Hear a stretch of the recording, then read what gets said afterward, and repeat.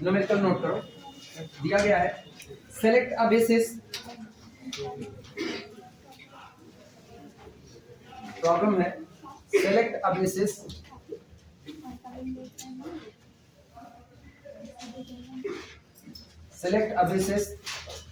if any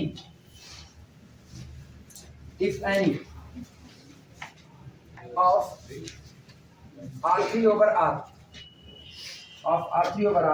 from the set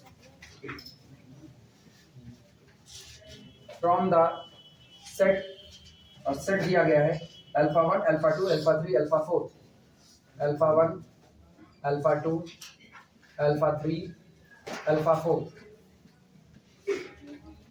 where जहां पर alpha 1 is equal to दिया गया है 1 माइनस 3 2, वेक्टर अल्फा 2 आपको दिया गया है, vector alpha 2 is equal to 2 4 1, vector alpha 3 आपको दिया गया है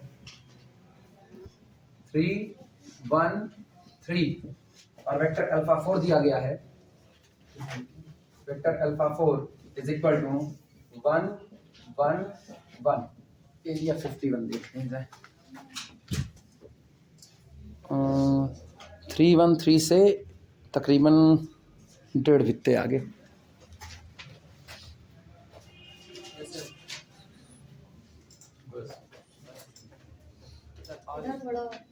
इस साइड करो बस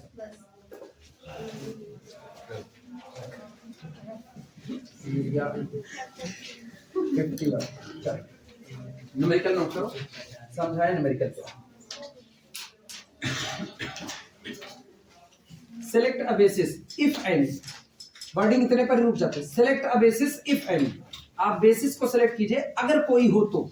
इफ एनी का मतलब अगर कोई बेसिस मौजूद हो तो। ऐसा भी तो हो सकता है आपको 4 वेक्टर का कलेक्शन दिया है, गौर करना, 4 वेक्टर का कलेक्शन दिया है और किसके बेसिस की डिमांड कर रहा है, R3 ओवर R। हमको पता है R3 ओवर R के बेसिस में केवल कितने एलिमेंट हो सकते हैं, 3 एलिमेंट हो सकते हैं। तो इसका मतलब आपको एक ज्यादा दिया हुआ है, 4 दिया हुआ है, कह रहा है 4 में से आप किसी 3 को चुन लीजिए जो R3 ओवर R के लिए बेसिस हो। लेकिन ये भी तो पॉसिबिलिटी है कि 4 में से 2 वेक्टर डिपेंडेंट हो जाए। अगर 4 में से 2 वेक्टर डिपेंडेंट हो जाए तो आपके पास इंडिपेंडेंट वेक्टर की संख्या केवल कितनी बचेगी, 2 बचेगी। और जब इंडिपेंडेंट की संख्या ही 2 बची तो क्या आप इसमें से तीसरा एलिमेंट कोई एलाई बना सकते हो, पॉसिबल नहीं। इसीलिए उसने आगे वर्डिंग लगा दी select a basis if any, आप बेसिस को बनाइए, सिलेक्ट कीजिए अगर वो मौजूद है तो। किसके लिए, ऑफ R3 ओवर R के। R3 ओवर R का बेसिस सेलेक्ट कीजिए अगर वो मौजूद हो तो। कहां से सेलेक्ट करना है, from the set alpha 1 alpha 2 alpha 3 alpha. 4 vector का कलेक्शन दिया गया है, 4 वेक्टर के कलेक्शन में से हमको R3 ओवर R के लिए बेसिस को फार्म आउट करना है, यानी हमको उसमें से 3 एलआई वेक्टर को निकालना है। अगर आपको 3 एलआई वेक्टर मिलता है तो इस दिए गए सेट में से वो तीनों एलआई वेक्टर चुन लो और R3 ओवर R का बेसिस बना दो। लेकिन अगर इस दिए गए सेट में आपके पास केवल और केवल 2 ही एलआई वेक्टर हैं या एक ही एलआई वेक्टर है, तो ऐसे केस में आप केवल एक बात कह दो, इस सेट से आप अल्फा 1 अल्फा 2 अल्फा 3 अल्फा 4 को चुन करके R3 ओवर R का बेसिस नहीं बना सकते हो। एक बार में बात इनका। तो अगर आपका सेट आपकी रिक्वायरमेंट को पूरा करता है तभी आप वहां से बेसिस पा सकते हो। और मेरी रिक्वायरमेंट कितने एलआई वेक्टर की है, 3 एलआई वेक्टर की। चलो चेक करते हैं क्या इसमें 3 एलआई है कि नहीं, सोच करके जवाब देना। पहला कॉलम किसकी वजह से बनता है, अल्फा 1, दूसरा, तीसरा, चौथा। अगर अपने पास 3 पाइवट कॉलम आ गए तो लौट करके वही 3 वेक्टर चुन लेंगे, बेसिस बन जाएगा कि नहीं। और अगर मेरे पास केवल 2 पाइवट कॉलम आए तो तब नहीं बनता। ठीक, लिखना सॉल्यूशन। ये एक बात तो तय है कि आपका दिया गया सेट एलडी है, ये तो तय है, क्योंकि ये बताओ हर वेक्टर के पास कितनी एंट्री है, 3। अब कुल कितने वेक्टर हैं, 4। क्या number of entry less than total number of vector है कि नहीं है। यहां पर लिखना S capital S is equal to alpha 1 alpha 2 alpha 3 alpha 4। ठीक, इज लीनियरली डिपेंडेंट। जैसा कि हम देखते हैं कि ये जो आपको सेट दिया गया है, ये सेट आपका कैसा है, लीनियरली डिपेंडेंट है। अगर ये डिपेंडेंट है तो चलो एक लीनियर कॉम्बिनेशन तैयार करें और लीनियर कॉम्बिनेशन को चेंज कर देंगे इसमें मैट्रिक्स वाले हिस्से में, और उसके बाद वहां से LILD को पता कर लेंगे। ठीक, so A1 into alpha 1 plus A2 into alpha 2 plus A3 into alpha 3 plus A4 into alpha 4 is equal to 0 vector कैसा सॉल्यूशन रखेगा? ये क्या ये होमोजीनियस है कि नहीं? होमोजीनियस है, बराबर के इधर 0 है, कैसा सॉल्यूशन रखेगा? नॉन ट्रिवियल, क्योंकि ये सारे लोग कैसे हैं? डिपेंडेंट है। Have non trivial solution, have non trivial.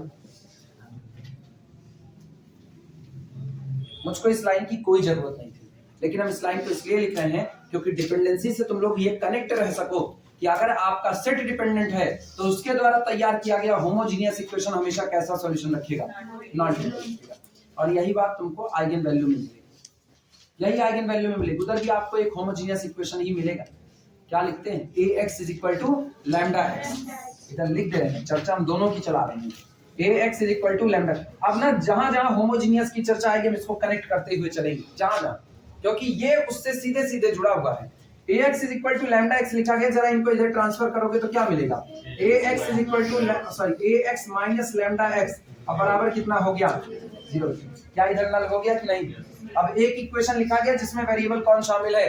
x, और बराबर के उधर कौन है? 0। बन गया होमोजीनियस कि नहीं बन गया? इसको और लिखना हो तो इसको हम लिख सकते हैं a minus lambda into I n into कितना इज इक्वल टू 0। कोई ये कह सकता है कि यहाँ पर आई एन क्यों लगाया?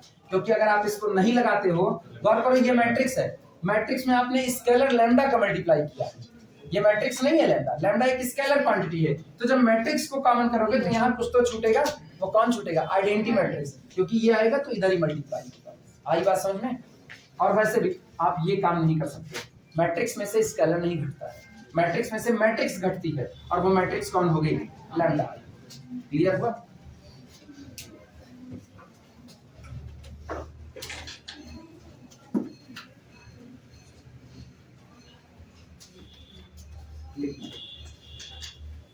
इन मैट्रिक्स फॉर्म आज हम तुमको एक और चीज दिखाने जा रहे हैं जो अब तक हम नहीं लिखे, अब तक कभी नहीं, यहाँ हम लिख देंगे सीधे सीधे इन मैट्रिक्स फॉर्म। और धीमे धीमे ना लेवल अपना ऊंचा करो, अब इसकी आदत तुमको पड़नी चाहिए। हर बार आप इक्वेशंस बनाओ, इक्वेशंस बना करके फिर आप मैट्रिक्स में जाओ, ये गड़बड़ आदत है, ये बचपन की आदतें होती हैं। जब आप पहली बार सीखो, इतना हम लोग पढ़े ना, हम लोग जानते हैं कल को हमको यहाँ से लीनियर सिस्टम ऑफ इक्वेशन बनाना होगा तो कैसे बनेगा? अल्फा 1 अल्फा 2 अल्फा 3 अल्फा 4 रखेंगे, रख करके उसके बाद फिर क्या करेंगे? कंपेयर कराएंगे और बारी बारी इक्वेशन तैयार कर लेंगे।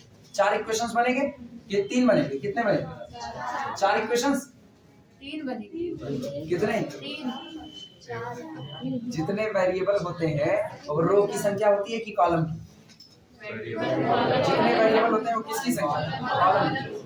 ठीक, तो इसका मतलब ये बताओ, रुको, A1 A2 A3 A4 variable है कि नहीं? क्या वेरिएबल है? तो कितने कॉलम बनेंगे? 4। आई बात समझ में? अच्छा, दूसरी बात सुनना, जितने आपके सेट में वेक्टर होते हैं उतने ही कॉलम बनते हैं, उतने ही कॉलम बनते हैं। अरे पहला कॉलम किसकी वजह से? पहले वेक्टर अल्फा 1 की वजह से, दूसरा कॉलम अल्फा 2 की वजह से, तीसरा अल्फा 3। कै वेक्टर दिए गए? 4, तो कै कॉलम बनेंगे? 10 वेक्टर दिए गए तो कै कॉलम बनेंगे? 10 बनेंगे। एंट्री की संख्या रो को बताती है, जो इनके अंदर में एंट्री पड़ी होगी, क्या एंट्री पड़ी है? तो इसका मतलब कितनी रो बनेगी? 3 रो बनेगी। अभी क्लियर हुआ कुछ? वेक्टर के अंदर में जो एंट्री मौजूद है वो रो की संख्या को बताएगी, और कुल वेक्टर की संख्या किसको बताएगी? कॉलम को बताएगी।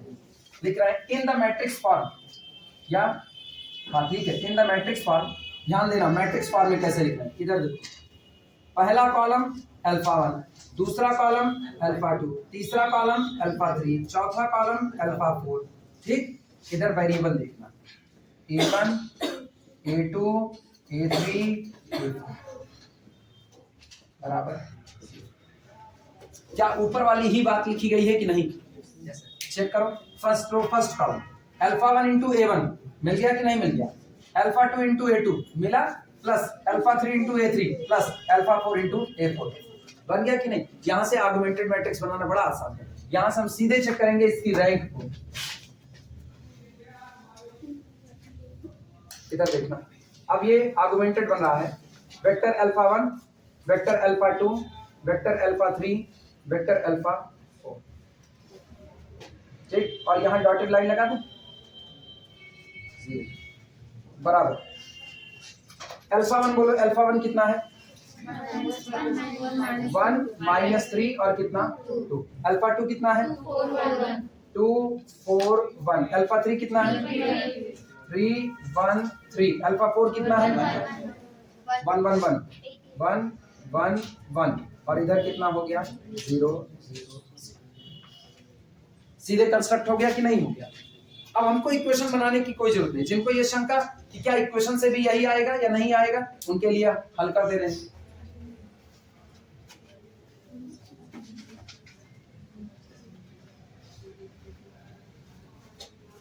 ध्यान देना, अगर आप इक्वेशन से जाना चाहो तो a1 इंटू अल्फा 1 देखना, a1 इंटू अल्फा 1 बोलो 1 minus 3 2 plus a2 into alpha 2 2 4 1 plus a3 into 3 1 3 plus a4 into 1 1 1, और बराबर कितना 0 0।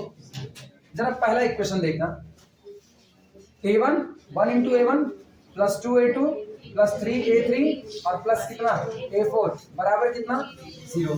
अगला कौन था minus 3a1 plus 4a2 plus a3 plus a4 is equal to कितना 0। अगला कौन होता 2a1 plus a2 plus 3a3 plus a4 is equal to 0। बोलो पहला कॉलम 1 माइनस 3 2, यही बनता कि नहीं बनता, बन गया। इसका मतलब आप चाहे ऐसा करो चाहे वैसा, मेरे ख्याल से अब हम लोग इसको कभी नहीं करने वाले, अब कभी नहीं करेंगे, खत्म बात उसकी। पता है इसको क्या बोलते हैं, इसको बोलते हैं वेक्टर इक्वेशन। आप वेक्टर इक्वेशन से स्विच कर गए हो किसमें मैट्रिक्स में, जो हमने शुरू में पढ़ा था ना, जहां हमने वेरिएबल एक्स वाई जेड, ये इसको पता है क्या बोलते हैं, इसको बोलते हैं लीनियर सिस्टम ऑफ इक्वेशन। ये होता है आपका लीनियर सिस्टम ऑफ इक्वेशंस। और गौर करना, मुद्दे की बात सुनना, वहां नहीं बोले थे अब बोल रहे हैं यहां आकर के। ये बताओ यहां इस इक्वेशन को बनाने में क्या vector alpha 1, vector alpha 2, vector alpha 3, vector alpha 4 involve है कि नहीं। जब आपके इक्वेशन में वेक्टर इन्वॉल्व होता है तो इसको बोलते हैं वेक्टर इक्वेशन। वेक्टर इक्वेशन, जिस दिन आपके दिए गए इक्वेशंस में वेक्टर का इन्वॉल्वमेंट होता है उसको वेक्टर इक्वेशन बोलते हैं। तो दोबारा हमने क्या किया, हमने वेक्टर इक्वेशन से स्विच कर लिया उस इक्वेशन में जहां सारे variable a1 a2 a3 a4 की डिग्री कितनी थी 1, तो इसको बोलते हैं लीनियर सिस्टम ऑफ इक्वेशन। कहां की स्विचिंग हुई, वेक्टर से किस में आए लीनियर में, और ये बताओ लीनियर से किस में चले गए मैट्रिक्स में। तो ये तीन के तीनों ना इक्विवेलेंट सिस्टम होते हैं। इक्विवेलेंट सिस्टम का मतलब होता है किसी भी एक सिस्टम का सॉल्यूशन निकाल लो, सारे सिस्टम का सॉल्यूशन वही आने वाला है। और गौर करो हमने इससे इनको बनाया है तो क्या इनका सॉल्यूशन डिफरेंट हो सकता है, कभी नहीं। हमने इनसे इनको बनाया है तो क्या इनका इक्वेशन का सॉल्यूशन डिफरेंट हो सकता है, कभी नहीं। इसीलिए कहते हैं आपके पास बेसिकली 3 टाइप के सिस्टम होते हैं, पहला वेक्टर इक्वेशन सिस्टम, दूसरा लीनियर इक्वेशन सिस्टम, तीसरा मैट्रिक्स इक्वेशन सिस्टम। आप जब चाहो लीनियर से मैट्रिक्स में, मैट्रिक्स से वेक्टर में स्विच कर सकते हो, आपको खुली छूट। जहां आपको लगे कि मेरा काम फला सिस्टम में ज्यादा आसान है, आप स्विचिंग करके उस सिस्टम में चले जाओ, आपका काम आसान हो जाएगा। क्लियर हुआ, दिमाग में याद रखना, जहां वेक्टर का इन्वॉल्वमेंट होगा वो कौन होगा वेक्टर इक्वेशन। जैसे ये आपका कौन है वेक्टर इक्वेशन।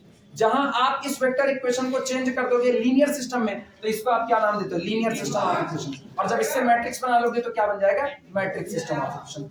फाइनली हम लोग किस पर सॉल्व करते हैं मैट्रिक्स सिस्टम ऑफ इक्वेशन पर। क्लियर है ये बातें सबको, किसी को इसमें कोई दिक्कत नहीं।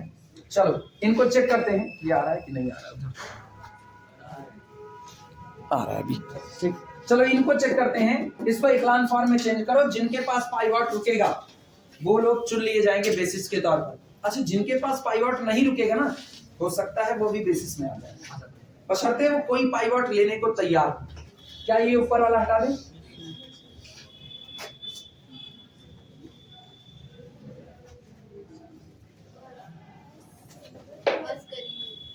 अभी लिखना नहीं किया भाई, लिखो। चलो इसको कहते हैं दिस इज इक्विवेलेंट टू, क्या ये 1 है, नीचे वाले को 0 करना है, 3 से मल्टीप्लाई करके ऐड कर दें। अच्छा वैसे देख लिया जाए, नहीं सुनो बहनी, पहला दूसरा ऐड करेंगे -2 बनेगा, इसको तो 0 कर जाएगा, नीचे बढ़ाने लगेगा, 4 2 6 1 7 दिक्कत देगा। सर डिवाइड हो जाएगा 7 से। किस पे हो जाएगा? 7 से डिवाइड। ठीक है क्लियर कर लेते हैं, जो कहो, नहीं कहो कि सर जी अपने मन से काम कर रहे हैं।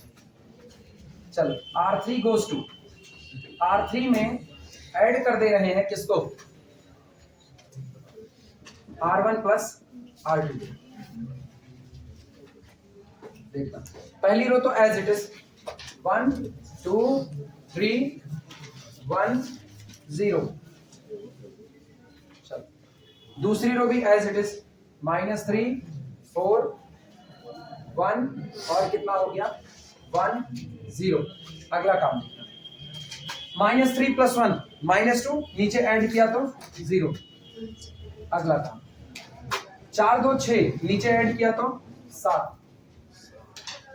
3 1 4, नीचे ऐड किया तो 7।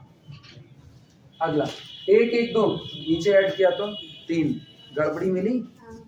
मिली गड़बड़ी? Sir R3 change into R3 -2 R1। क्या क्या क्या क्या फिर से बोलो।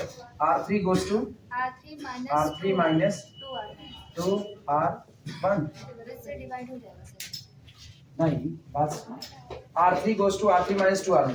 अच्छा ये तो हम करने ही जा रहे थे, यही तो हम करने जा रहे थे सबसे पहले, तो हम कहीं ऐड कर दें, हम क्या ऐड करके चेक कर लेते हैं। अब हम अपने वाला लगा सकते हैं ऑपरेशन ना, मत करना है,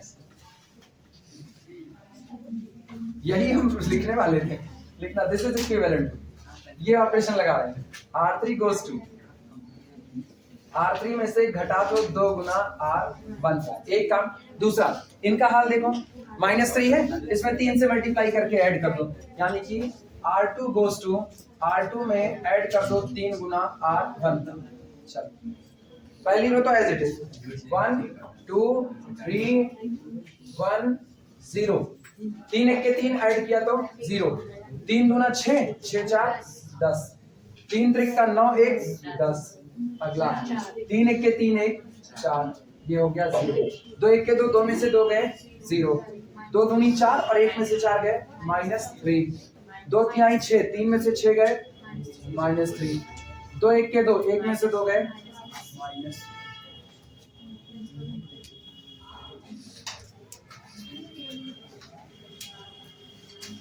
मारो पट्टी की संख्या में और क्या करें। हाँ। ऊपर वाले को 10 से डिवाइड लगा दो, नीचे वाले को -3 से डिवाइड लगा दो, जो हो देखा जाएगा, बटन जाएगा और क्या, मैक्सिमम खत्म तो होगा। R2 goes to R2 में डिवाइड लगा दो -10 का, और R3 goes to R3 में डिवाइड लगा दो -3 का। ये होगा 1 2 3 1 0। अगला होगा 0 1 1 4 बटे 10, 2 दूनी 4 2 पंचे 10। अरे सॉरी +10 से करें, ऊपर किए +10 से, नीचे माइनस के 0 1 1 और इसका 1/। दिस इज इक्विवेलेंट टू, यहां पर लिख रहे हैं R3 goes to R3 में से घटा दो सीधे सीधे R2 को, तो 1 2 3 1 0 0 1 1 2/5 0, और ये हो गया 0 0 0 1/3 2/5 कितना रहा है -1/15 0।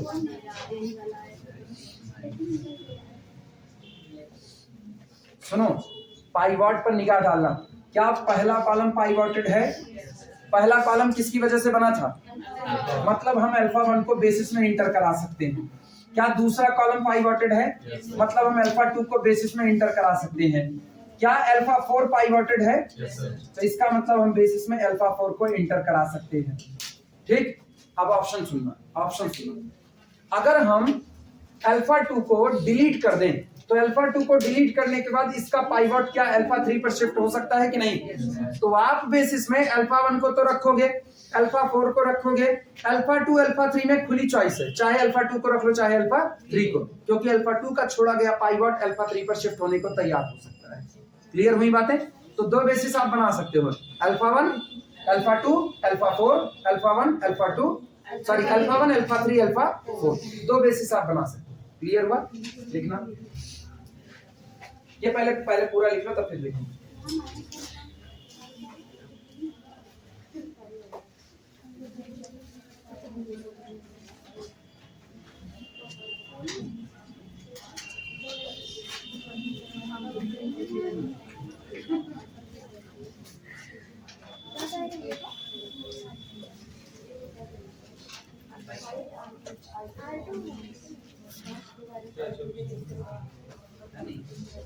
ये नीचे वाला हटा के हम लिखें।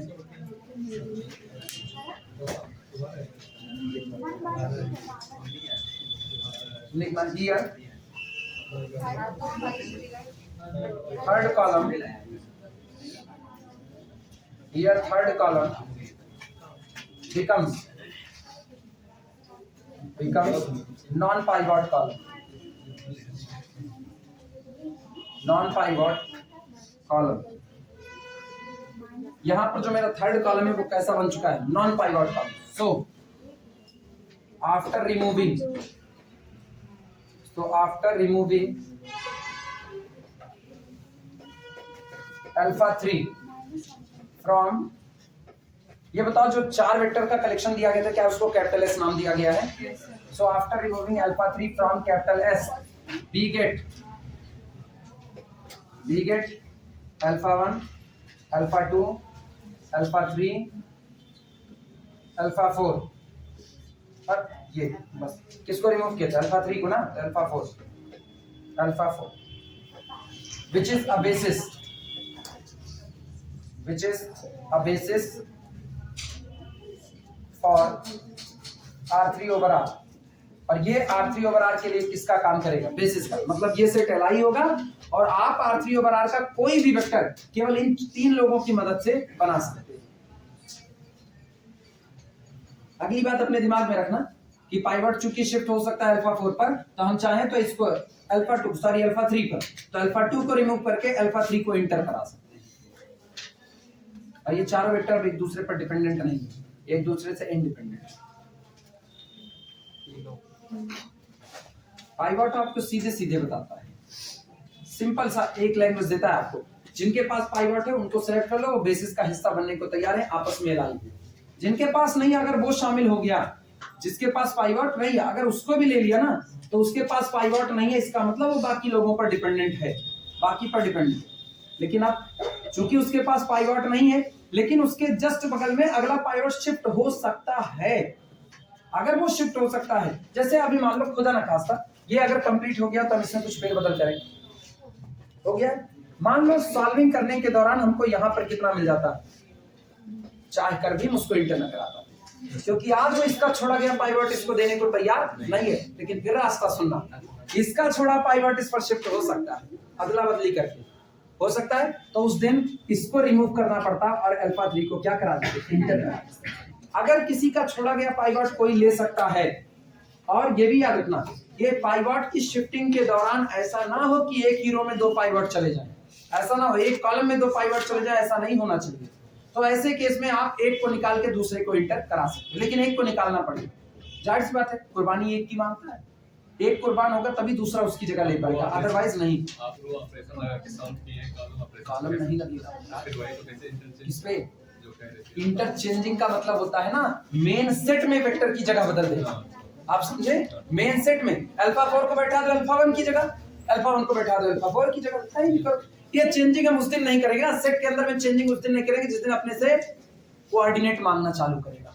चौथा चैप्टर ट्रांसफॉर्मेशन वाले चैप्टर में हमसे कोऑर्डिनेट मांगेगा। कोऑर्डिनेट अगर मांगेंगे ना, आप कह दिए कि सेट में ऑर्डर को कहीं वो अदल बदल दें, तो सोचो जब तक ये यहाँ पर है ना तब तक ये कोऑर्डिनेट जो दे रहा है ये पीछे जाएगा तो कोऑर्डिनेट बदल जाएगा, और कोऑर्डिनेट यूनिक होता है। इसीलिए वहां पर ना, यहाँ तो हम लोग खाली एक नाम ले रहे हैं बेसिस बेसिस बेसिस, वहां हम लोग नाम लेंगे ऑर्डर्ड बेसिस। ऑर्डर्ड का मतलब व्यवस्था, डिजाइन। अल्फा 1 पहली जगह पर है, अल्फा 1 पहली जगह पर रहेगा, वो बदलने वाला नहीं है। अल्फा 2 दूसरी जगह रहेगा, वो बदलने वाला नहीं है। कोऑर्डिनेट कौन होता है? जैसे हम तुमसे कहें, अच्छा ये हो चुका ना, ये लिख लिए सब लोग, इसको हटाएं। अब हम अगले चैप्टर की ना, अगले का चौथे चैप्टर की धीमे से यहाँ पर न्यू डालते हैं। तुमको ये बात बता रहे पहले।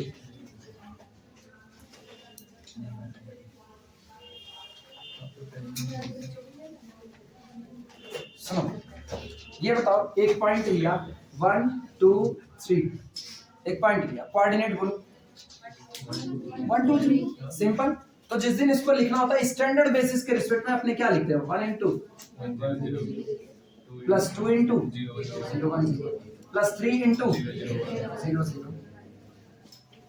बेसिस सुनना, अपना बेसिस है अल्फा 1 अल्फा 2 अल्फा 3, ये मेरा बेसिस है, ठीक। और मुझको एक पॉइंट दिया जा रहा है 1 2 3, ये है अल्फा 1, ये रहा अल्फा 2, ये रहा अल्फा, तीनों हो गए। और जब मुझसे किसी ने कहा ये कोऑर्डिनेट है, तो हम कहिए कुछ नहीं है, इस पॉइंट को इन तीन वेक्टर से बनाने में जो कोफिशिएंट इस्तेमाल किए गए वही उसका कोऑर्डिनेट बन गया। वापस सुनना, इस वेक्टर को 1 2 3 को इन तीनों से स्टैंडर्ड बेसिस वाले एलिमेंट से बनाने में जितना कोफिशिएंट इस्तेमाल किया गया वही उसका क्या बन गया, कोऑर्डिनेट बन गया। देखो पहला कोऑर्डिनेट 1 बना, दूसरा 2 बना, तीसरा कौन बना, 3 बना। जरा इस सेट की अदला बदली कर दो, पर सबको पता है कोऑर्डिनेट यूनिक होता है, सबको पता है। अगर खुदा ना खास्ता किसी ने कहा कि सेट में एलिमेंट के ऑर्डर मायने नहीं रखते हैं, लो बदल दिया, अल्फा 2 को आगे कर दिया, अल्फा 1 को इधर कर दिया, अल्फा 3 को इधर कर दिया, अभी भी क्या यही को इस्तेमाल होंगे कोफिशिएंट, अभी भी नहीं कोफिशिएंट यही इस्तेमाल होगा। अरे सुनो, कोफिशिएंट क्या इस्तेमाल होगा, अब पहला कौन है अल्फा 2, तो अल्फा 2 ये अल्फा 1 है, ये अल्फा 2 है, ये अल्फा 3 है। बोले अल्फा 2 के साथ अपना कौन सा कोऑर्डिनेट आएगा, 2 आएगा अल्फा 2 के साथ। अरे लिखना तो उसी को है ना, प्लस अल्फा 1 बाद में गया 1 इंटू अल्फा 1 प्लस अगला कौन है 3 इंटू अल्फा 3। लेकिन अब की तुम्हारा कोऑर्डिनेट क्या बन जाएगा, क्या ये दोनों पॉइंट के कोऑर्डिनेट सेम टू सेम है, गड़बड़ा गया कि नहीं गड़बड़ा। अब कोऑर्डिनेट यूनिक होता है, इसीलिए कहते हैं कि जब आप कोऑर्डिनेट बताने जाओगे तो कोऑर्डिनेट में आप सिर्फ बेसिस लिख करके पार नहीं करोगे, तब आपको मजबूरन कहना पड़ेगा दैट्स द ऑर्डर्ड बेसिस। सबका ऑर्डर फिक्स है, आप अल्फा 1 को अल्फा 2 की जगह नहीं ले जा सकते, अल्फा 2 को अल्फा 3 की जगह नहीं ले सकते, किसी को किसी की जगह लेकर के जाओगे आपका पूरा कोऑर्डिनेट धराशायी हो जाएगा। आई बात समझ में? तब वहां पर हम लोग नया कॉन्सेप्ट सीखेंगे, ऑर्डर्ड बेसिस। यही कॉन्सेप्ट होता है ऑर्डर्ड बेसिस। कौन सा, जरा इनको जोड़ो, क्या 2 1 3 आएगा कि नहीं आएगा, वो 2 1 3 कह रहे हैं, क्या 1 2 3 आएगा कि नहीं आएगा, इनको जोड़ो, इनको 1 2 3 आएगा कि नहीं, 1 2 3 आएगा। लेकिन जब कोऑर्डिनेट पढ़ रहे हो तो पहला बेसिस का एलिमेंट पहला कोऑर्डिनेट देगा, बेसिस का दूसरा एलिमेंट दूसरा देगा, तीसरा तीसरा, तो पहला कोऑर्डिनेट 2 बन गया, दूसरा 1 बन गया, तीसरा 3 बन गया। गलत, तुमने अल्फा 2 का मल्टीप्लाई करिए, इसमें ध्यान देखो कोऑर्डिनेट की बात करें, कोऑर्डिनेट की, जब आप कोऑर्डिनेट लिख रहे हो ना तो कोऑर्डिनेट इनको मल्टीप्लाई करके नहीं लिखा जाता। कोई ये गलती नहीं करेगा कि कोऑर्डिनेट लिखने के लिए इनको पूरा अंदर में मल्टीप्लाई कर देना, इनको पूरा अंदर में, इनको पूरा अंदर में फिर लिखना नहीं।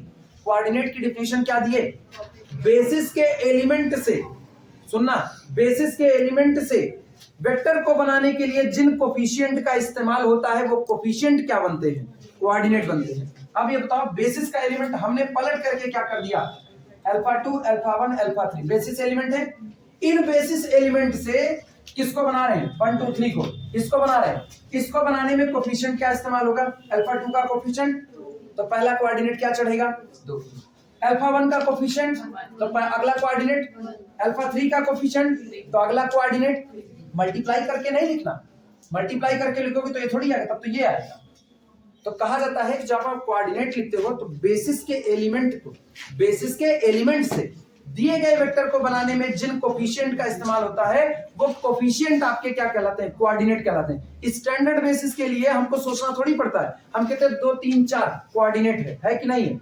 तो इसका मतलब है जब आप स्टैंडर्ड बेसिस में लिखने जाओगे तो 1 0 0 का कोफिशिएंट क्या चढ़ाओगे, 2, 0 1 0 का 3, 0 0 1 का 4, यही तो कोफिशिएंट चढ़ रहे हैं। जो आपका कोऑर्डिनेट है वही तो कोफिशिएंट बन रहा है। तो इसका मतलब जो आपका कोफिशिएंट है वही कोऑर्डिनेट बनता है। आई बात समझ में? तो इनको टच भी ना करना, ये ऐसे ही पढ़ रहेंगे। अब सोचो, इसीलिए धारणा क्या हुई, अल्फा 1 अल्फा 2 अल्फा 3 लोग वही हैं, जगह बदल गई, जगह बदल गई, कोऑर्डिनेट बदल गया कि नहीं बदल गया, खत्म बात वहीं पर। इसीलिए वहां पर हम लोग पढ़ेंगे ऑर्डर्ड बेसिस, कि आपको जो बेसिस जिस ऑर्डर में दे दिया जाएगा आप उसके साथ छेड़छाड़ नहीं कर सकते, उसी ऑर्डर में उसको मेंटेन रखना पड़ेगा। अगर आपने ऑर्डर को मेंटेन नहीं रखा तो आपका कोऑर्डिनेट क्या होगा, चेंज हो जाएगा। एक एग्जांपल से समझना,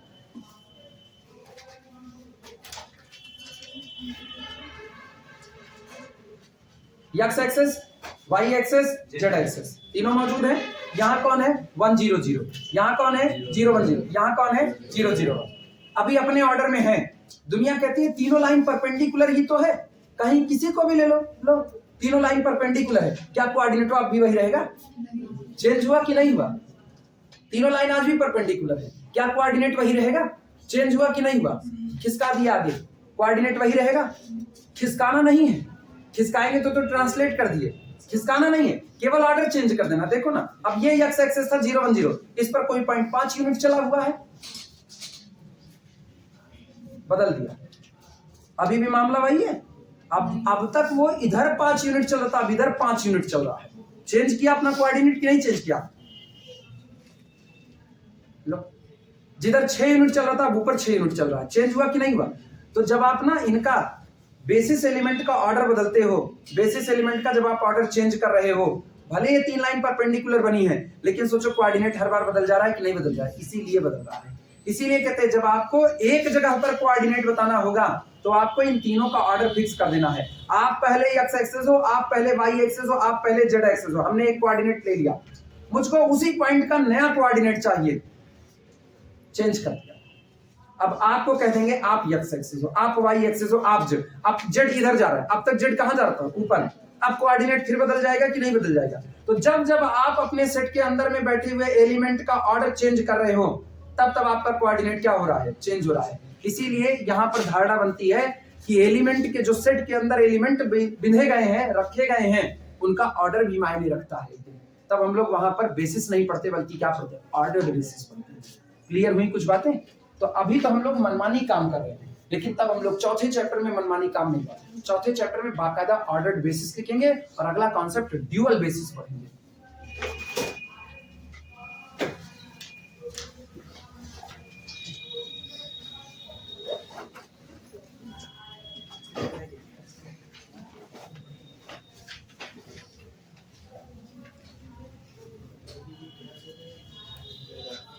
लिखना, प्रॉब्लम नोट करो।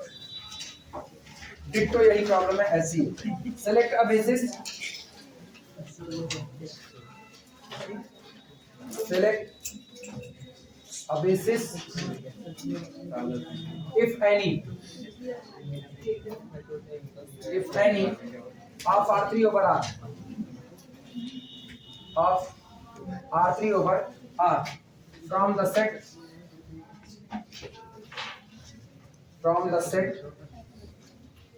alpha 1, alpha 2, alpha 3, alpha 4,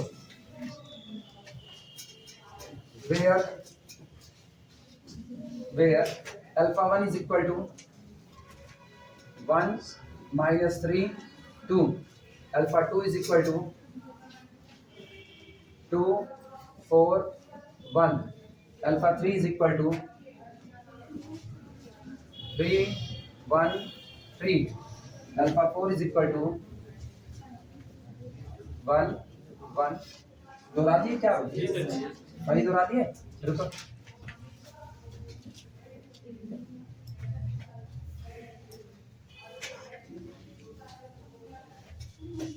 change हो गया। ये तुम्हारे लिए होमवर्क टाइप में होगा। ये डिट्टो है, सेम उसी तरह। 4 लोग दिए गए हैं, 4 लोग दिए गए हैं। पहला है 1 minus 3 2, दूसरा है 2 4 8, चेंज कर दिया। तीसरा है 3 1 3, ये वही पुराना वाला, लेकिन इसको चेंज कर दिया। 1 1 1 था ना, 1 4 8 कर दिया। क्लियर है? क्या इसको खुद से कर सकते हो? बेसिस ही सिलेक्ट करना है, एक ही सिलेक्ट करना है, ठीक है? बाकी पाइवॉट की शिफ्टिंग वगैरह वो सब तुमको नहीं डील करना।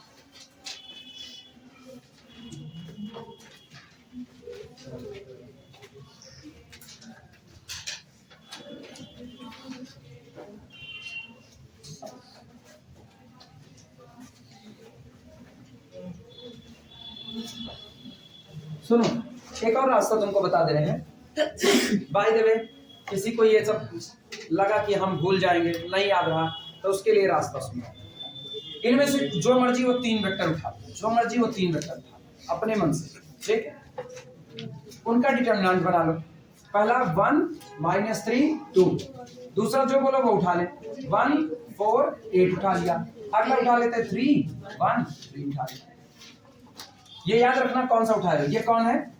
अल्फा 1, ये कौन है अल्फा 4, और ये कौन है अल्फा 3। 3 उठा लिया, 3 वेक्टर उठा के तीनों का 3 क्रॉस 3 का क्या बना दिया डिटरमिनेंट। अब ये मेथड उस दिन नहीं काम करेगा जिस दिन तुम 4 गुणे 4 कर लोगे, 4 टपल देगा ना तो 4 गुणे 4 का डिटरमिनेंट थोड़े सॉल्व कर पाओगे, वो तो भारी भरकम काम होगा, तब आपको मैट्रिक्स बचाएगी। लेकिन अगर R3 ओवर R का मांग रहे हैं तो एक रास्ता ये भी, मेथड वहां भी वेरीफाई हो जाएगा, सही वहां भी होगा, 5 गुणे 5 6 गुणे 6 सबका डिटरमिनेंट आप बना सकते हो, लेकिन सॉल्व करने में बड़ा भारी भरकम पड़ेगा, तब मैट्रिक्स तो सॉल्व करेंगे। इस 3 गुणे 3 का डिटरमिनेंट निकाल, अगर खुदा न खास्ता ये डिटरमिनेंट कितना आ गया 0, तो अल्फा 1 अल्फा 4 अल्फा 3 आपस में डिपेंडेंट होंगे, तब आपस में डिपेंडेंट होंगे। लेकिन अगर ये कैसा आया नॉन जीरो, तो इसका मतलब ये तीनों आपस में कैसे होंगे इंडिपेंडेंट होंगे, और चुन लो इन्हीं 3 लोगों को, यही बेसिस बन जाएगा। पल्ले पड़ा, पहले 3 लोगों को जो मर्जी वो 3 लोगों को चुन लो, पहले लोगों से पहला कॉलम, दूसरे से दूसरा, तीसरे से तीसरा कॉलम बना लो, और 3 गुणे 3 का ये डिटरमिनेंट सॉल्व कर डालो। अगर डिटरमिनेंट की वैल्यू 0 आती है तो जिन तीनों को आपने चुना है वो तीनों आपस में एलडी हो जाएंगे, तो इसका मतलब है उनमें से एक लोगों को हटा के नए लोग शामिल करो, नए लोग, फिर चेक करो डिटरमिनेंट 0 आता है कि नहीं। अब ये मुश्किल काम होता है क्योंकि अगर वेक्टर की संख्या 12-15 कर दिए तब तुमको उसमें से चुनना है, हो सकता है उसने सेलेक्ट किया ऐसा किया हो कोई 3 उसने दूर दूर छिटका के रखे हो, जैसे 15 वेक्टर दे दिया, अल्फा 1 दे दिया एक, और उसके बाद फिर एलआई वेक्टर जो दिया ना, एलआई वेक्टर वो आपको लेकर दिए अल्फा 10 पर दिया, और आप शुरू से अल्फा 1 अल्फा 2 अल्फा 3 चुन रहे हो, तो आपका डिटरमिनेंट कैसा बन रहा है 0 बन रहा है। फिर आप अल्फा 1 अल्फा 4 अल्फा 5 चुन रहे हो, डिटरमिनेंट कैसा बन रहा है 0, क्योंकि उसने एक एलआई अल्फा 1 पर रखा है, एक अल्फा 10 पर, बाकी ऐसा उसने रखा है कि सब आपस में डिपेंडेंट है, तो आप कितनी देर तक सॉल्व करोगे, मुश्किल है कि नहीं, तब ये आपका मैट्रिक्स आसान करता है। अदरवाइज कम वेक्टर है, जैसे अपने पास 4 है तो तरीका ये है 4 में से कोई भी 3 चुन करके उनसे एक डिटरमिनेंट बना दो, अगर डिटरमिनेंट की वैल्यू 0 आती है तो जिन 3 लोगों को आपने चुना है वो एलडी हैं, और अगर वो डिटरमिनेंट नॉन जीरो आता है तो तीनों एलआई है, सेलेक्ट कर लो उनको अपने बेसिस में। क्लियर हुआ? लिखना चाहोगे इस बात को नोट में?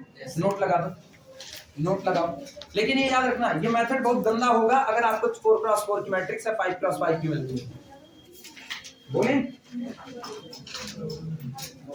लिखना, नोट लगाना, note be solve it directly, it इसका मतलब इसी न्यूमेरिकल को, be solve it directly, be solve it directly, be solve it directly, हम इसको डायरेक्टली भी सॉल्व कर सकते हैं by making determinant, be solve it directly, be solve it directly by making determinant,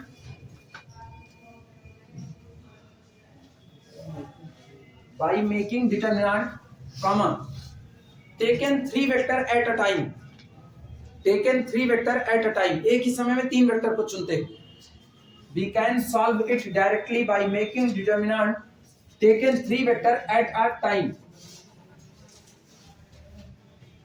हुआ? when determinant does not equal to 0, छूटा क्या तुम्हारा, छूटा कहां पर हो, लिखा गया है we solve it directly by making determinant taken 3 vector at a time, अगली लाइन क्या थी, if determinant does not equal to 0, when determinant does not equal to 0 these 3 vectors are li, these 3 vectors are li, these 3 vectors are li and form a basis, and form a basis, and form a basis, लिखे, but ऐसे ही चलता है modern class, but अभी क्या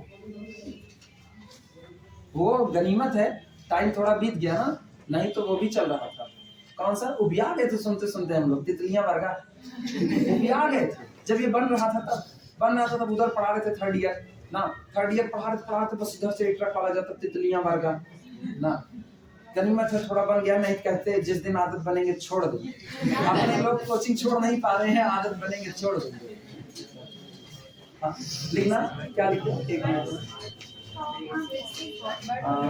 when determinant does not equal to 0 these 3 vectors are li and form a basis, but if determinant is equal to 0, but if determinant equal to 0, but if determinant equal to 0 these 3 vectors are ld, और LD है तो basis तो बनाएगा नहीं। These 3 vectors are LD.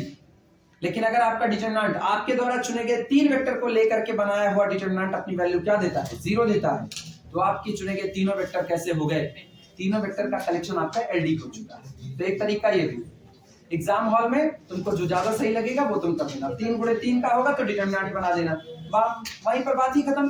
3 vector LI है।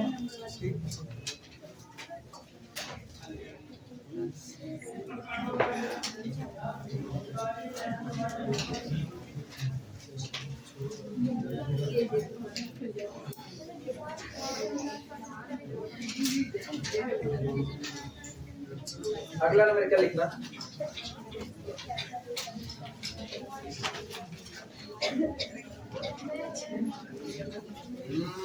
चलो अगला number क्या लिखना, determine a basis, problem note करना, determine a basis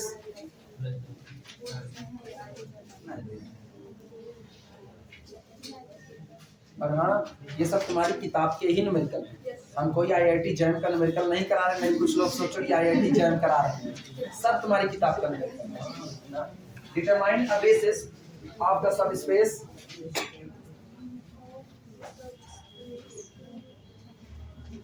of the subspace spanned by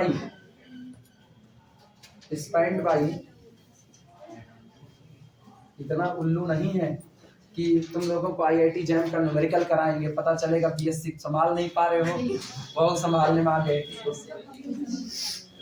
The vectors by the vectors alpha 1 is equal to 1 2 3। Matrix तुम लोगों को बहुत हाई लेवल पे पढ़ाए, बहुत हाई लेवल मतलब अपना जो और चल रहा है ना उससे हाई लेवल पढ़ाए, क्योंकि मैट्रिक्स की समझ हमको लीनियर अलजेब्रा में चाहिए थी, इसलिए हम तुमको मैट्रिक्स से डीपली पढ़ाए। मैट्रिक्स तुम कह सकते हो कि सर जी मैट्रिक्स में शुरुआत में आप इतना कुछ पढ़ाए हुए हैं जो बीएससी वाले पेपर में कभी पूछा नहीं जाता, कह सकते हो।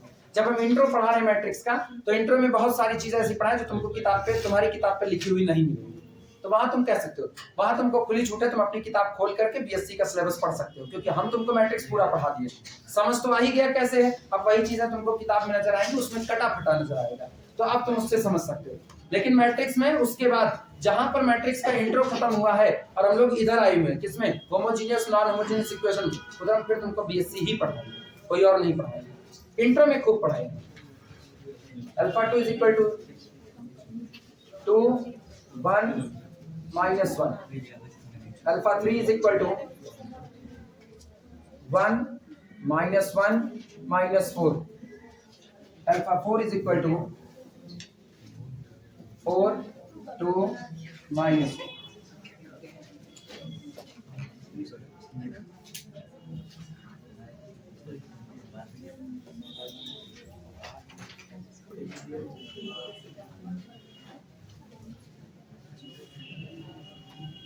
सुनो, 4 वेक्टर दे दिया, 4 vector alpha 1 alpha 2 alpha 3 alpha 4, 4 vector हमको दिए गए। कह रहे हैं determine a basis of the subspace, आप उस सबस्पेस का बेसिस पता कीजिए जो स्पैन होता है इन 4 वेक्टर के द्वारा।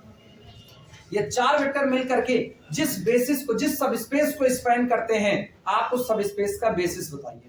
अब ये मत सोचना 4 वेक्टर हैं तो R4 को स्पैन करेंगे, पहली बात तो यही इनकार है, सबके पास क्या एंट्री है, तो ये 4 में मिलकर के बहुत ज्यादा से ज्यादा करेंगे तो R3 ओवर R को स्पैन कर सकते हैं, उसके ऊपर स्पैनिंग नहीं कर सकते। अब R3 ओवर R को भी स्पैन कर सकते हैं, और ये भी है कि R3 ओवर R के किसी सबस्पेस को, यानी किसी प्लेन को स्पैन कर सकते हैं, किसी लाइन को स्पैन कर सकते हैं। कुल मिलाकर के ना फिर हमको वही काम रह गया है, इन 4 में से एलआई पता करना। 4 में से कितने एलआई हैं? अगर 4 में से 3 एलआई हैं, गौर करना, अगर इन 4 में 3 एलआई छिपे हुए हैं तो पूरे R3 को स्पैन करने के लिए हमको कितना एलआई वेक्टर चाहिए था, और वो इन तीनों में वो इसमें छिपे हैं, तो इसका मतलब है ये लोग मिल करके केवल किसको बना रहे हैं, R3 ओवर R को बना रहे हैं। फिर वापस बात समझना, x axis, y axis, z axis, इसमें से 4 वेक्टर चुने गए। पहला वेक्टर लिया गया है यहाँ पर अल्फा 1 अपने को दिया गया है 1 2 3। दूसरा वेक्टर दिया गया है अल्फा 2 हमको दिया गया है 2 1 -1। इसके बाद हमको एक वेक्टर दिया गया है अल्फा 3 हमको दिया गया है 2 1 -1। इसके बाद एक यहाँ अल्फा 4 मान लेते हैं। हाँ अच्छा 1 -1 इसके बाद हम लोगों को अल्फा 4 दिया गया है 4 2 -2। पोजीशन पर मत ध्यान देना, इनकी पोजीशन हमने कहाँ लिखी, रैंडमली लिख दिया, बस 4 वेक्टर अपने को दिए गए। लेकिन बताओ ये चारों वेक्टर अपने को जिस दुनिया में दिए गए हैं वो दुनिया कौन सी है, R3/R की है। अगर इन 4 वेक्टर में से कोई 3 वेक्टर एलआई निकल गए होते तो इसका मतलब आप लिख क्या लेते, आप लिख लेते span of alpha 1 alpha 2 alpha 3 alpha 4।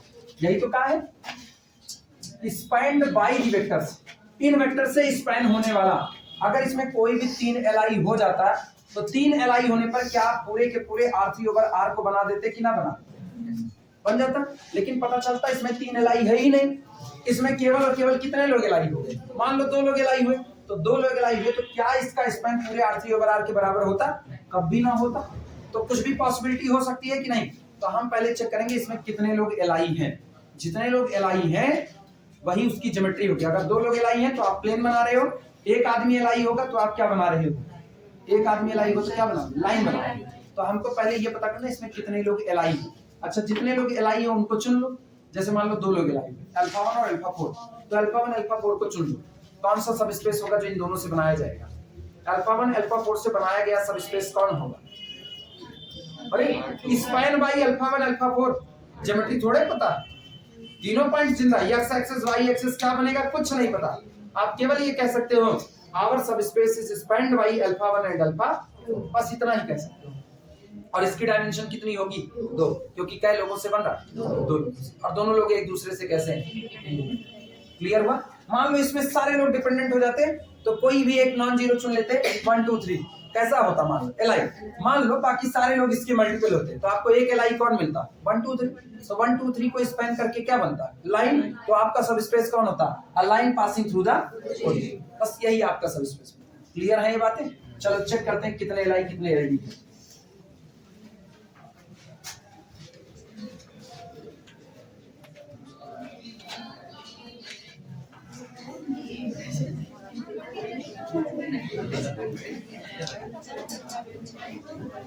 लिखना solution,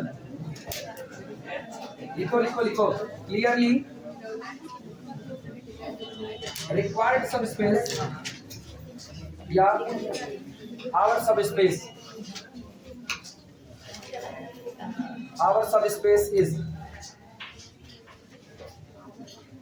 space is equal to linear span of alpha 1 alpha 2 alpha 3 alpha 4।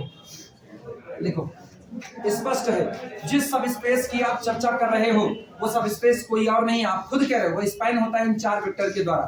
तो clearly our subspace is equal to linear span of alpha 1 alpha 2 alpha 3 और alpha 4। क्या चाहिए, basis चाहिए, basis चाहिए, पता करो उसमें से कौन कौन एलआई है कौन कौन एलडी है। फॉर बेसिस ऑफ दिस सब स्पेस,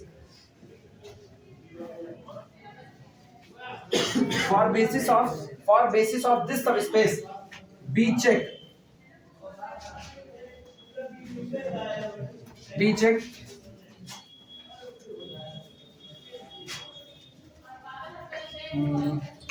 रुको for the basis of this subspace b need, हमें जरूरत b need linearly independent vectors। Basis के लिए हमको केवल किनकी जरूरत है, एलआई वेक्टर की जरूरत है जो आपस में एलआई हो। ठीक, सो लेट चेकिंग करते हैं। So let a1 into vector alpha 1 plus a2 into vector alpha 2 plus a3 into vector alpha 3 plus a4 into vector alpha 4 बराबर कितना 0। सही या गलत लिख सकते हैं। कौन सा इक्वेशन है ये, वेक्टर इक्वेशन। इसको स्विच कर दो किसमें, मैट्रिक्स में। इन मैट्रिक्स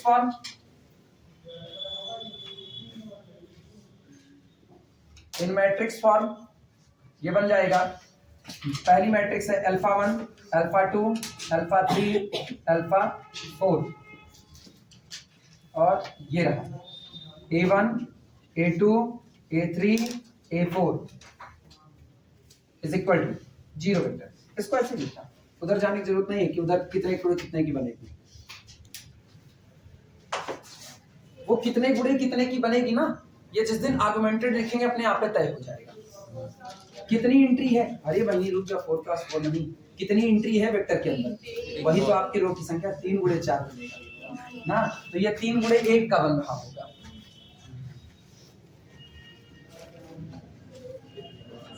लिखना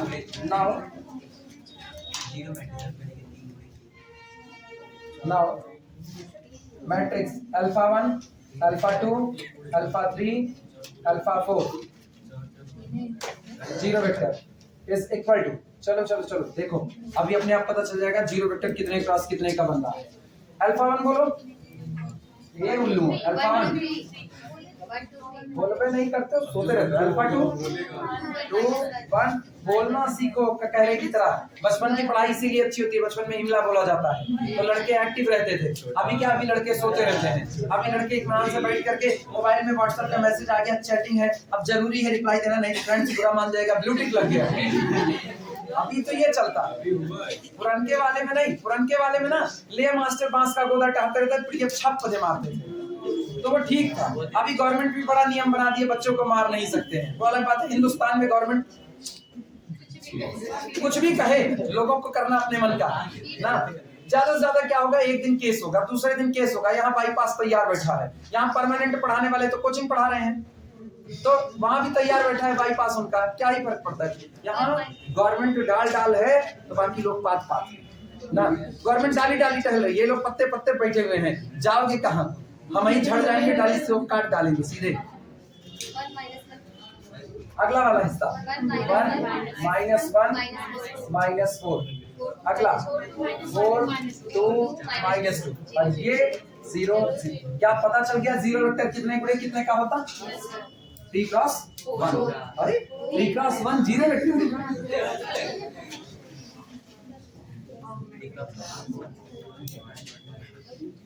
चलो ऑपरेशन अप्लाई किया जाए। इधर देखो 2 1 3, तो इधर घटाने पर फायदा मिलता, 2 1 3 कोई फायदा नहीं, पाइवॉट करो बस सीधे। This is equivalent to R2 goes to R2 - 2R1। अच्छा R3 goes to R3 - 3 times of the R1। 1 2 1 4 0, 2 1 के 2, 2 में से 2 गए 0, 2 दूनी 4, 1 में से 4 गए -3, 2 1 के 2 -1 -2 -3, 2 चौके 8, 2 में से 8 निकालो -6।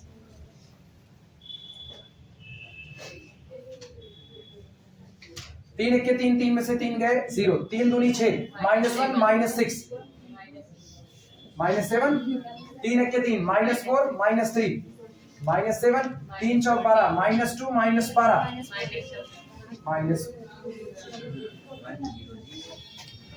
चलेगा। ऊपर -3 से डिवाइड करो, नीचे -7 से, 2 वेक्टर आई होंगे। This is equivalent. R2 goes to R2 divided by -3 और R3 goes to R3 divided by -7। 1 2 1 4 0। अगला देखना 0 1 2 0 0 1 1 2 0। और मेरे ख्याल से अगला ऑपरेशन सबको पता है। This is equal to equivalent to R3 goes to R3 minus R2। 1 2 1 4 0 0 1 1 2 0 0 0 0 0 0। केवल α1 के पास पाइवॉट बैठा और α2 के पास पाइवॉट बैठा। अच्छा मुद्दे की बात सुनना, यहाँ मुद्दा ये है कि अगर हम बेसिस बनाना चाहें तो मेरी मर्जी, α1 α2 को ले लें या हम α2 को डिलीट कर दें, α2 की बजाय किसको चुन लें, α3, क्योंकि इसका पाइवॉट ये भी ले सकता है, ये भी ले सकता है। अगर ये हट जाए तो गद्दी नशीन कौन है, अभी गद्दी नशीन α2 है। अगर α2 अपनी गद्दी छोड़ने को तैयार हो तो उसका पाइवॉट किसके पास सबसे पहले टकरा सकता है, तो इसका मतलब अल्फा 3 भी गद्दी नशीन हो सकता है, और अल्फा 3 को हटा दिया जाए तो कौन हो सकता है, मतलब रास्ते से 2 कांटे हटेंगे तो चौथा वाला तैयार बैठा है। तो आप बेसिस क्या बना सकते हो, अल्फा 1 अल्फा 2 और अल्फा 1 अल्फा 3 और अल्फा 1 अल्फा 4। आप इनमें से किसी को भी बेसिस के तौर पर ले सकते हो। क्लियर हुआ? इतना लिख लो तो फिर लैंग्वेज बोले बोले लिखना। अच्छा लिखो, हम तो हो गया।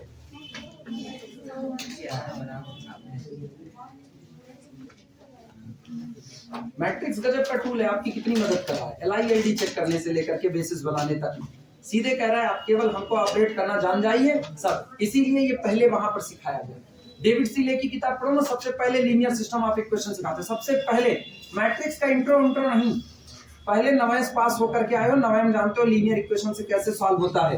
एक्स और वाई 2 ही वेरिएबल में होता है, वाई एलिमिनेट करो, एक्स पाओ, एक्स को लाओ तो वाई पाओ, सीधा सीधा। तो वो कहते हैं ना x1 x2 x3 24 25 26 चाहे जितने वेरिएबल दे दे, पहले आप वही सीख लो जो आप जानते हो, और वो सिखाने के बाद उसके बाद वो आपको सीधे सिखाते हैं ट्रांसफॉर्मेशन, सीधा ट्रांसफॉर्मेशन सिखाएंगे।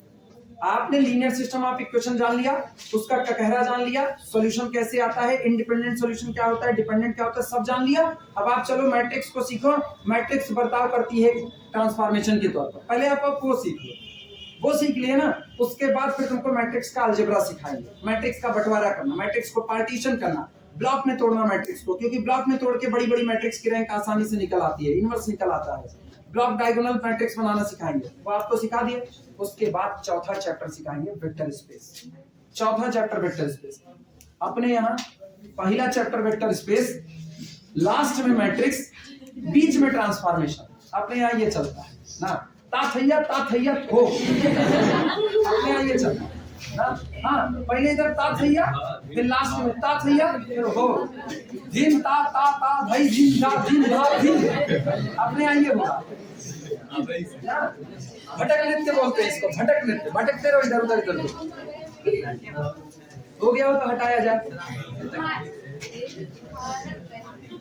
और फिर लड़के अपने यहाँ इतना त्रस्त हो जाते हैं इससे ना, वो नहीं पता तो कहते हैं धा धा दिन दिन धा धा दिन दिन धारे का। आप नहीं पढ़ता, खत्म बात।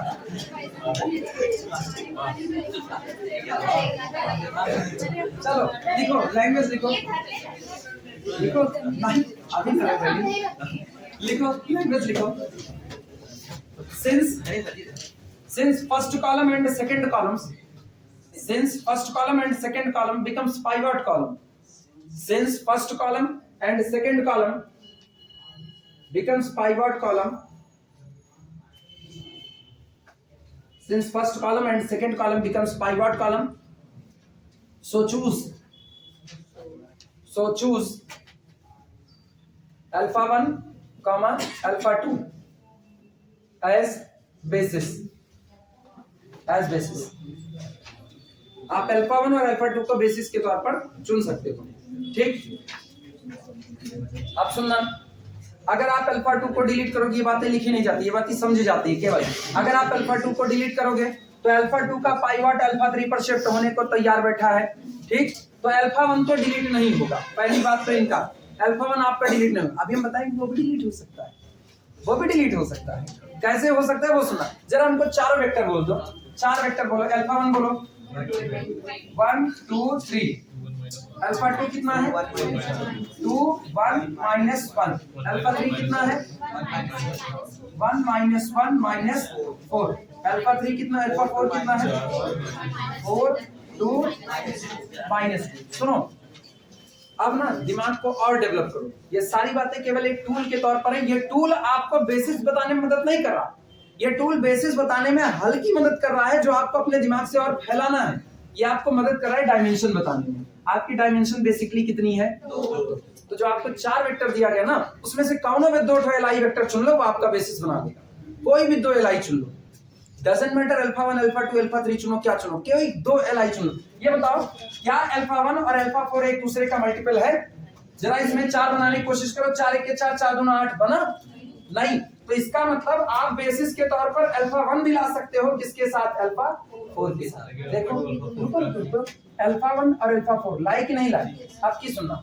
जरा इनसे इनको देखो, 4 इधर 2 से मल्टीप्लाई करो, 2 दूनी 4, 2 एक के 2 और इधर, तो इसका मतलब अल्फा 2, ये देखना जिनको निकाल सकते हैं उनको अलग करें, अल्फा 2 और अल्फा 4 आकर के साथ कभी भी बेसिस नहीं बना सकते।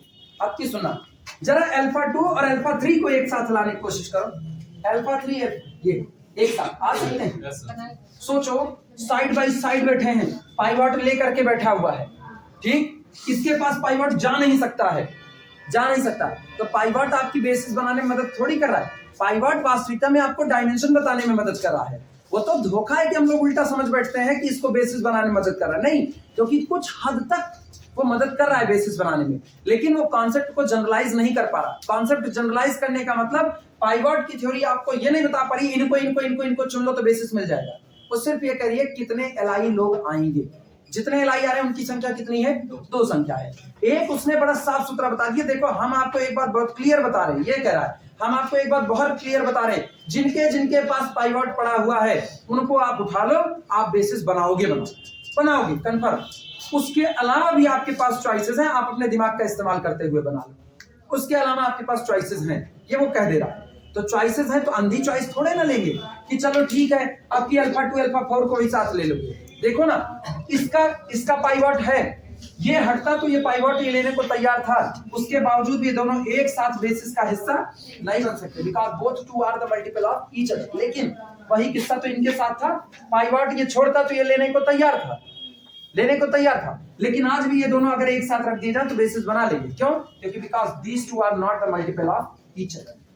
ये है मल्टीपल, 2 1 के 2, 2 1 के 2 -2 उधर कितना है 1। तो आपको ये बात समझनी पड़ेगी कि पाइवट आपको डायमेंशन बताने में ज्यादा मदद करता है, बेसिस वो आपको एक तरह का बता सकता है। कौन सा? जिनके पास पाइवट है उन वेक्टर्स को चुन लो, वो आपका बेसिस बना लेगा। क्लियर है ये बातें सबको? किसी को कोई दिक्कत इसमें? क्लियर? लैंग्वेज क्या लिखी गई?